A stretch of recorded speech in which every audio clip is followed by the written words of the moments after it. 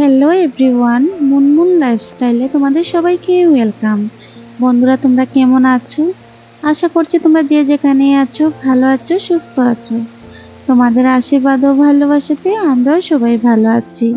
তো বন্ধুরা, দেখতে পাচ্ছ আজ হচ্ছে মঙ্গলবার, আর সকালবেলা কিভাবে বৃষ্টি পড়ছে।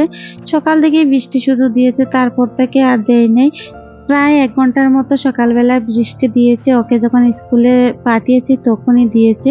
তারপরে আমি ঘরে এসে চা বানালাম, বিছানা গুছাচ্ছি। তোমরা এদিকে দেখতে পাচ্ছ ওই রুমের বিছানাটাও আমি গুছিয়ে নিয়েছি।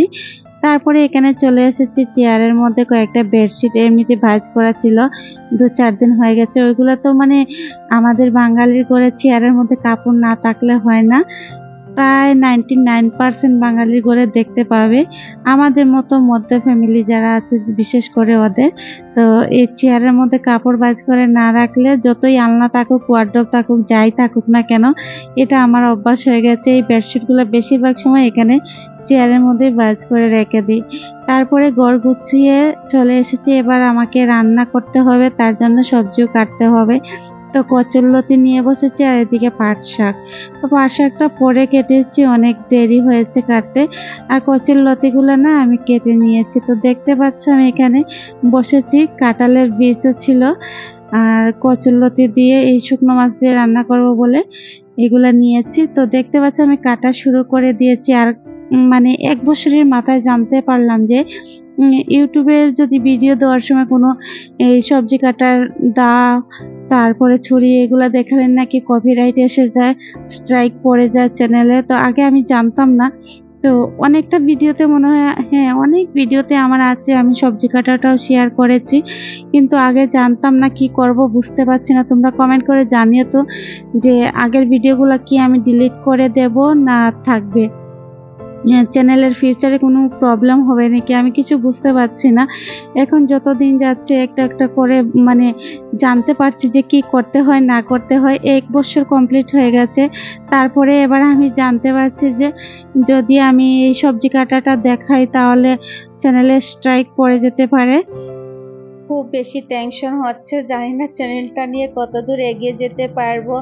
আর কয়েকদিন আগে আরেকটা কথা শুনেছি, ভিডিওর আরেকজনের এই মনিটাইজেশন অন করবেন, তো উনি বলছেন যে ওনার বাচ্চাকে নিয়ে ভিডিও করেছেন। জানি না শর্টসের, উনি বেশিরভাগ শর্টসই বানান। তো কথাগুলো শুনে বুঝতে পারলাম যে বাচ্চাকে নিয়ে ভিডিও বানালে তো কপিরাইট আসার কথা প্রথমে, তারপরে না স্ট্রাইক পড়বে। আমার তো স্ট্রাইক একবারও পড়ে নাই, কপিরাইট এসেছে মিউজিকের জন্য, এমনিতেই আসে নাই। ওই যে আমি সবজি কাটারও ভিডিও করেছি, স্ট্রাইকও আসে নাই, কপিরাইটও আসে নাই।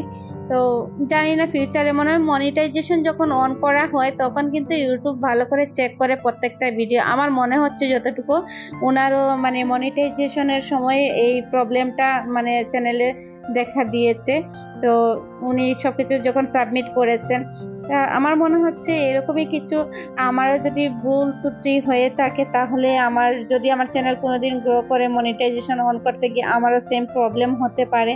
তো ভিডিওগুলো ডিলিট করব না, ভিডিওগুলো থাকবে, কিছু বুঝতে পারছি না।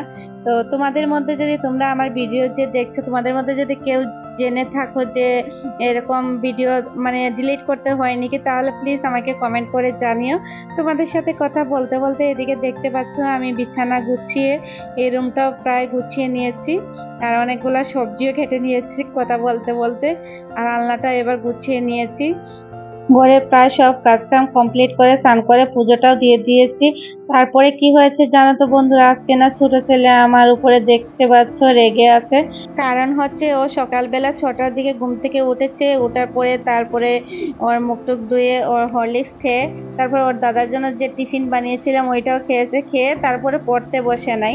তো ও বলেছে টিভি দেখবে, আর ওকে আমি তখন বারণ করেছিলাম, তারপরেও কিন্তু আমাকে এমনভাবে বলছে যে আমি পড়াশোনা করব না আজকে, আমাকে টিভি চালিয়ে দাও। কারণ হচ্ছে 4-5 দিন পর আজকে টিভি দেখেছে ও, আর 4-5 দিন ওর চোখের একটু সমস্যা বোঝা গিয়েছিল, চোখ দিয়ে জানি না কেন অ্যালার্জির জন্য নাকি কিসের জন্য জল পড়ছিল। তো ও নিজেই ওর বাবাকে বলেছে টিভিতে রিচার্জ করবে না। আর গতকালকে রাত্রে টিভিতে রিচার্জ হয়েছে, এবার সকাল থেকে ঘুম থেকে উঠেই বায়না করছে ও টিভি দেখবে, ও টিভিতে শুধু কার্টুনই দেখবে। তো ঘন্টার পর ঘন্টা যে কোনো জিনিসই, টিভি হোক আর মোবাইল তো দেখে না, কিন্তু টিভিটা দেখা খারাপ মনে হয় না খুব একটা ভালো। তো দেখতে পাচ্ছ ও আমাকে বারবার বলছে ও টিভি দেখবে। আমি মাঝে মধ্যে গিয়ে অফ করে ওকে নিয়ে আসি কাজের ফাঁকে ফাঁকে। তো বলি আমার সাথে বসে এটা করো ওইটা করো।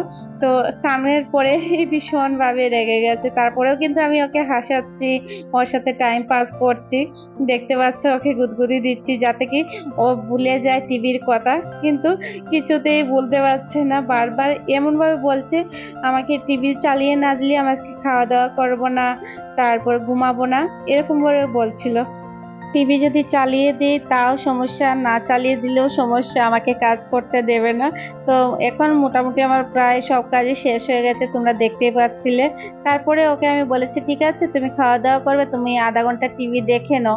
তারপরে ও কিন্তু আমাকে টেনে টেনে নিয়ে যাচ্ছে, ভীষণ খুশি হয়ে গেছে আমি যখন ওই কথাটা ওকে বলেছিলাম ঠিক আছে তোমাকে চালিয়ে দেবো। তো দেখতে পাচ্ছি এদিকে আমাকে হাত ধরে ধরে নিয়ে যাচ্ছে, ওর মুখে শুধু হাসি আর হাসি। এবার দেখতে পাচ্ছ আমাকে কিন্তু টেনে টেনে পুরো টিভি রুমে নিয়ে গিয়েছে, আর ও গিয়ে বসে আছে, বলেছে এবার তুমি টিভি চালিয়ে দাও। তারপরে আমি বলেছিলাম দেব না, ও বলেছে দাও আমাকে টিভি চালিয়ে দাও। তারপরে অনেকক্ষণ টিভি দেখেছে, তারপর খাওয়া দাওয়া করেছে। তারপরে আমি বাইরে গিয়েছিলাম কাপড় আনতে, তো ও বলেছে ও কাপড় নিয়ে আসবে। তো দেখতে পাচ্ছ ও কাপড় নিয়ে এসে গেছে। ও যদি সকালবেলা মানে তাড়াতাড়ি ঘুম থেকে উঠে যায় তখনই আমার এই সমস্যাটা হয় ঘরে, যে আমাকে কাজ করতে এসেও কিন্তু ডিস্টার্ব করবে, বলবে ওর মর্জি মতো চলবে। তো দেখতে পাচ্ছ এদিকে বাইরে থেকে কাপড় এনে টায়ার্ড হয়ে গেছে, এবার নিজে নিজে জল খেয়ে নিচ্ছে। আর ও যদি 7টা, 7:30, 8টার দিকে ঘুম থেকে ওঠে তখন আর কিন্তু এরকম খুব একটা বেশি মানে সমস্যা করে না, কারণ হচ্ছে তখন তো ওর টাইম কিছুটা চলে যায়। আর এমনিতে দেখবে বাচ্চাদের বড়দের ঘুম কম হলে মানে মেজাজটা খিটখিটে হয়ে যায়, আর ওরা তো ছোট, ওর তো এরকম হবে স্বাভাবিক কথা। তারপরে তোমরা এদিকে দেখতে পাচ্ছ আলপনার অবস্থা খুবই খারাপ, তার জন্য আমি এটাকে একটা চামচের মাধ্যমে ওঠাতে চেষ্টা করছি, জানি না কতটুকু উঠবে। তো বন্ধুরা আজকের আমার ব্লগটি এতটুকু, তোমরা কমেন্ট করে জানিও কেমন হয়েছে, ভালো লেগে থাকলে লাইক কমেন্ট শেয়ার করতে ভুলো না। আর তোমরা যারা নতুন আমার চ্যানেলের ভিডিও দেখছো প্লিজ আমার চ্যানেলটিকে সাবস্ক্রাইব করে আমার পাশে থেকো। তোমরা ভালো থাকবে, সুস্থ থাকবে, ধন্যবাদ।